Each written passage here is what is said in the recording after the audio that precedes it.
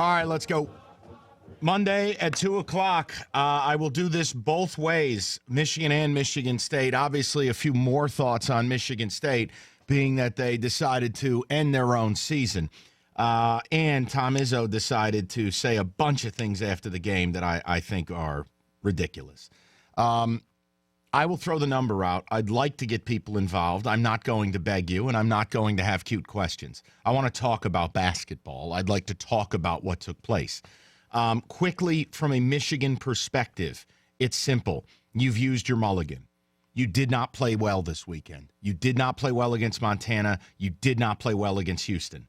You hit the shot. You need to do things like that to advance in these tournaments, but you've used the mulligan.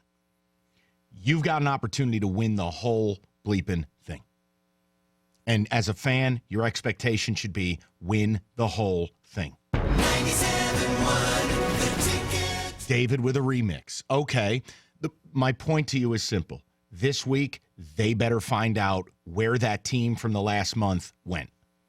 They've got to play better. The shot, it was great. You got lucky. All right, Kelvin Sampson should be in a loony bin for the way that he played that last play, not guarding the inbounder. The inbounder can't even run the baseline. Loose cover. Just call it what it is. Poole hit a great shot. You need to get a little lucky to win a title, but that's going to be your luck. Got to play better moving forward. And I think they can, and I think they will. Now, that's really it for U of M. Can they win the whole thing? Sure. Should you expect a trip to the Final Four? Yes. The rest is on you if you're a Michigan fan on what you want to talk about. The state stuff requires more time because I'm livid. I'm absolutely disgusted. And yesterday marked the worst loss of Izzo's career. I thought Tom's coaching was a complete joke. I thought their game plan was a complete joke. I think that people who just want to say, well, MSU shoots better, they win, are a joke. This is what happens to Tom Izzo against good coaches. He turns into Gene Cady the late years. He just turns into a dude in a medically induced coma and does nothing. That's why he's 1-11 versus Coach K. That's why he's 0-7 against Roy Boy. And that's why he's now 1-5 against Boeheim. Because in game against big coaches, this dude is a zero. That's just the facts. Period. You went out. And if Jim Boeheim had a sex-fueled dream about what you would attempt to do, you did it. Boeheim at the team hotel, priming the old pump, dreams of doing what you did. Patty cake, baker's man around the perimeter, burn the shot clock, hurl threes. Oh, and then you have a lottery pick that you sit on the bench for a sixth-year player who plays 6 minutes a game. I don't want to hear about Ben Carter. Oh, he moved the basketball well. Shut up. Your job in a zone is to put a guy at that free throw line that can shoot it, pass it, drive it. Jaren didn't play well. I'll still take him over Ben Carter. And by the way, Miles played power forward all last year. Put him in a game. Miles Bridges couldn't throw it in the ocean. He couldn't score in a morgue from the three-point line yesterday. Go into halftime, Tom, and put him in a game. You put Miles Bridges at the free throw line, you win the game. But Tom was asleep. Guy put more energy into his post-game presser doing 27 minutes of acting like a martyr than he did coaching this team. He ain't breaking me. Yeah, thanks, Tom. 27 minutes of that. He got out-coached. Boeheim was running circles around him. And Tom played right into it. Oh, we didn't hit free throws. Oh, we shot the ball poorly. Yeah, those are all true. You know what else is true? Your game plan sucked.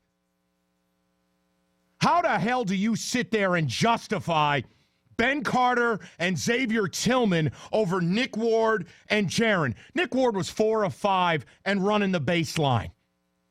He made Syracuse have to keep an eye behind their head. Jaren Jackson didn't play well, but I'll be damned if any other major coach in the country, A, would have the number 3 pick in a draft look the way Jaren looks right now, and B, not go to him. I've said it time and again. If I had a 5-star kid, I would never send him there, ever. And that's my team. That's my program. Kid's going to go number 3 in the draft. He rode the bench.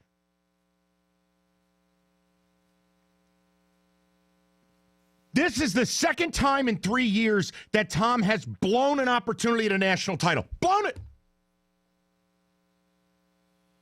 He'll be the first one to tell you, I make a lot of money. You do. And you know what? Your feet should be held to the fire. This is a joke. You go, you lose, fine. Bleep happens. You didn't lose to some team that played well. Syracuse had 3 assists on the day and hit 1 3-pointer and gave up 29 offensive rebounds. You just sucked worse because your game plan was garbage. You know what? You want to fade away and be Gene Katie the late years? That's your business. But that's not acceptable. Most talented team we've ever had, we didn't make the Sweet 16, and we lost to that joke of an outfit from Syracuse, New York. They got 3 players who can score, 5 players total, and then they go to a Division III walk-on who got a Scully. 3 guys, 3, including both their starting centers. 4 fouls, 12 minutes to go. Not once did you attack them. Not once. You make $5 million a year. I'm a jerk on the radio. I know better. Not once. Syracuse playing 3 guys with 4 fouls. We don't even attack them. Ben Carter moved the ball? Well, shut up. He was never going to shoot it. He was never going to drive it. You can't play him. Against that zone, the middle of the floor is all that matters. How at halftime do you not put Miles there? How? Not like Miles was shooting well. Couldn't hit a 3-pointer to save his life. Put him at the top of the key.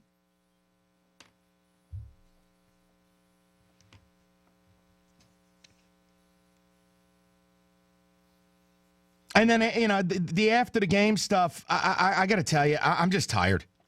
Tired of it. I'll defend Tom till the cows come home when it's right, but please stop acting like a martyr. Please. Enough. Here, do you have some of what was after this game? No, listen, dude, you just got aced out to an awful Syracuse team. You just blew your best shot at a national title for the rest of your career. I don't need to hear the woe is me routine. I don't care what kind of year it's been. Nobody wants to hear that, man. I'm a Spartan alum. I love my team. But I don't want to hear this. Here, go ahead, David. I don't think I'd change much, there's some things I'm sure I could do a better job of, but it wouldn't, they won 30 games, Tony. I know but it's hard for me to listen, you ain't breaking me, and neither are fans, because I've been through enough where I didn't break this year, and I ain't gonna break. So I understand if fans are upset. I really do, but that's sad. Sad? You know what's sad, Tom? You trumpeting 30 wins. You beat 3 tournament teams. 3. 22 of your 30 wins. Oh, wait. 23 of your 30 wins came outside of the top 100. Nobody cares. Enough. Yes, we're not going to break you. Yes, we've been so unfair. Everyone's out. You're right. We're so unfair. Everyone's out to get you. Go ahead, David, quickly. Play. You know what I would say? Find another team. I like the potential of this team. I like what they did. They got beat today. It's not the NBA. There's no best out of 7 series. You have a bad day and you don't win. Yeah, and when you have a terrible game plan, you don't win. That game plan was an atrocity. We scored 81 points a game. That's more than probably any team I've had. We shot over 50% for the year. We shot over 40% from the 3. Yeah, great. Against bad teams. What did you do against good ones?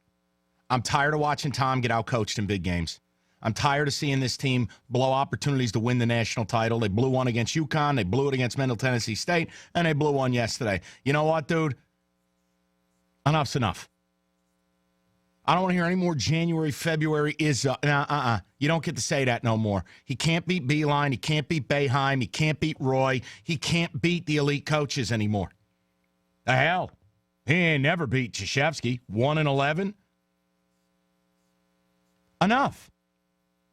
And I don't need to hear after the game, well, I make a lot of money to take a lot of things, and, well, it's been a tough year, and I've taken a lot of bullets was his line. You know what, Tom? Do me a favor. Come down off the cross for me, will you please? I took too many bullets this year not to be here. Okay. Come down off the cross. No, stop. Stop. Yes. Idiot ESPN people tried to impugn your character. Welcome to the life of having a public job where you make $5 million a year. Yes, it hurts. Yes, you confide in your family about it. No, it's not fair. But do me a favor. Let me reach up and help you off the cross. Oh, my God. We just lost to Syracuse. Stick to the plan, Stan. I don't need it. We have just blown our last opportunity to win a national title with Tom Izzo as our coach. Congratulations. You think you're getting these players again? You think you're going to get a Miles Bridges and a Jaren Jackson together? I get paid a lot of money. It's not happening.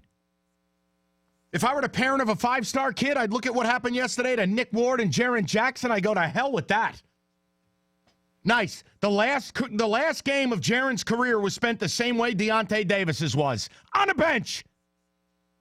There's not another coach in the country that would happen. Not one. 5-star kids. NBA kids. Last game in eternity on the bench. On the bench. If we're going to lose with your guys. Nah. Ben Carter rocking 23 minutes. Xavier Tillman grabbing 22. Nick Ward and Jaren combined for like 30. And if somehow, some way you decided, hey, that's the move I'm going to make, well, man, don't make it Ben Carter at the top of the key. Put Miles there. Put Carter at the 5. Tom did no coaching in that game. Jim Boeheim may as well have popped a Cialis before that game because he probably had a boner for 40 minutes. As State did what Boeheim dreams of teams doing. Patty cake, Baker's man. Burn that shot clock as fast as you can. Jack a 3. And if you're a Spartan fan, you want to come at me today, go ahead. You will lose. Our hero has lost his edge. I get paid a lot of money. I'm aware. 2 of the last 3 years, he's blown a shot as one of the favorites to win a tournament. We haven't got to the Sweet 16. I don't get to make fun of other coaches who choke in the tourney like Bill Self when our guy has now made it a full-time gig. 3 years since we made a Sweet 16, 1 Big Ten title in 6, and we've blown 3 shots to win a national title. 3 in the last 5 years. That's every reason I don't need the martyr routine at the end, okay? I know, it's a horribly tough gig. You make $5 million a year, you coach a kid's game. Enough. I love you. Don't make me feel this way. Don't do this. I've taken a lot of bullets. Hey, so's everybody with a public job. I took too many bullets this year not to be here. Oh, Jesus. 248-539-9797. I'd love your response to any of that. I challenge you to argue it. Therapy session on the State side, a gloat session on the Michigan side. I just want to know if your expectations are raised. Got a lot to do. 248-539-9797.